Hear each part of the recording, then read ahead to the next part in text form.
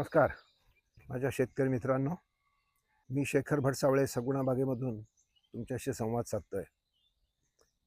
यावर्षी जी मंडळी हवामानाविषयीची माहिती सांगतायत, हवामानाचे अंदाज वर्तवतायत, ते सगळेजण असं काहीतरी सांगतायत की यावर्षी पाऊस कमी पडणार आहे।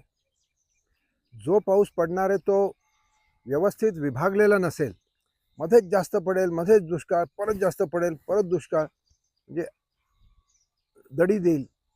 या सगळ्यामध्ये आणखीन एक गोष्ट सांगतायत, तापमान खूप वाढणार आहे।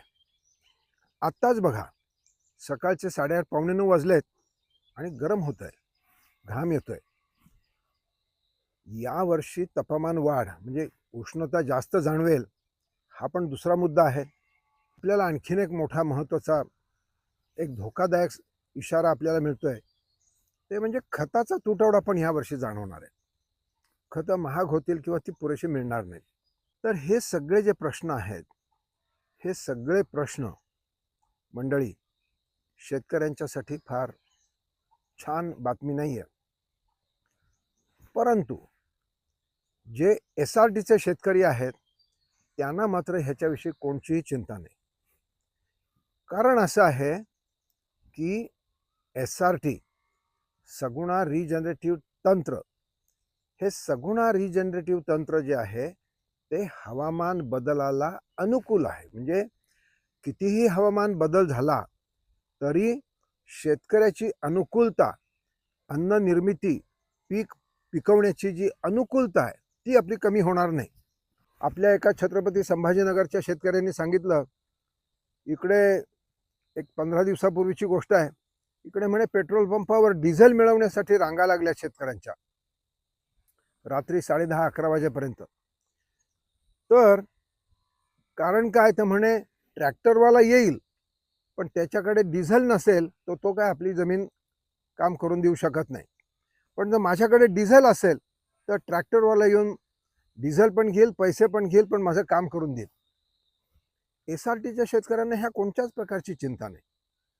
पण सगळ्यात महत्त्वाची गोष्ट जी आहे की SRT पीक पद्धतीमध्ये मंडळी आपली जमीन, आपली माती ही जास्त मजबूत होते। आणि मजबूत होते म्हणजे काय काय मी तुम्हाला दाखवतो इथे। हे भेंडीचं मूळ आहे, भेंडीच्या झाडाचं। भाताची तर केव्हा सडून गेली, पण हे भेंडीचं मूळ आहे। सगळी माती मोकळी झाली, म्हणजे याचा अर्थ काय सांगतो की ही जमिनीचा वापसा लगेच येतोय। दुसरं असं आहे, ही माती जी आहे ही भुरभुरीत झालेली आहे, माती भुरभुरीत झाली आहे आणि याचा सुगंध आहा एकदम भारी। हा जो सुगंध आहे, ही माती जी आहे, ही माती आपली एकदम सशक्त झाली आहे। माती सशक्त होणं म्हणजे काय, तर जमिनीचा, ह्या जमिनीचा सेंद्रिय कर्ब हा 1% जास्त आहे। तो 1% जास्त आहे, शिवाय ती माती हलकी फुलकी होती, म्हणजे त्याची बल्क डेन्सिटी कमी झाली आहे, त्याची मातीची कणरचना उत्तम झाली आहे। त्यामुळे काय होणार आहे की ज्या दिवशी जास्तीचा पाऊस पडेल ते पाणी सरकन खाली त्याचा निचरा पटकन होईल आणि त्याचा सेंद्रिय कर्ब चांगला आहे, वाढला आहे, म्हणून त्याची पाणी धारण करून ठेवण्याची क्षमता वाढली आहे। ह्या दोन्ही गोष्टींमुळे म्हणजे जमिनीमध्ये पाण्यात जास्त पाणी होईल त्यावेळेला निचरा पण झाला पाहिजे, आणि ज्या वेळेला कमी पाणी आहे त्यावेळेला धरून ठेवलेलं पाणी किंवा खाली पोटामध्ये गेलेलं पाणी पुन्हा पिकाला त्यांनी देण्याची क्षमता वाढली। तेव्हा आपलं हे जे तंत्र आहे SRTचे शेती, हे तंत्र हवामान बदलाला शेतकऱ्याला अनुकूल आहे, म्हणजे काही परिणाम होत नाही शेतकऱ्याच्या शेतीवर।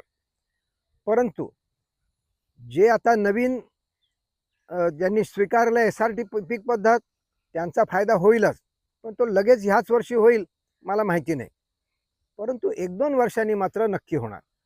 परंतु ज्यांनी वेळ न घालवता SRT तंत्राचा स्वीकार केला, ज्यांनी 2 वर्ष, 3 वर्ष, 5 वर्ष, 7 वर्ष अगोदर केलेलं आहे, जे 5-7, 6-7 वर्षाच्या पुढे गेलेत SRT पद्धतीने, त्यांना आता खताची पण गरज नाही। पाऊस कसा पण पडू दे, तापमान किती पण वाढू दे, आपलं पीक हमखास येणार आणि दाम दुप्पट येणार.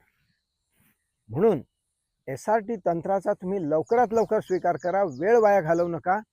SRT तंत्र हे हवामान बदलाला शेतकऱ्यांना अनुकूल आहे. स्क्रीनवर दिलेला नंबर SRT ऑफिस असा सेव्ह करा आणि हाय किंवा SRT असा मेसेज पाठवा व माहिती मोफत मिळवा. धन्यवाद.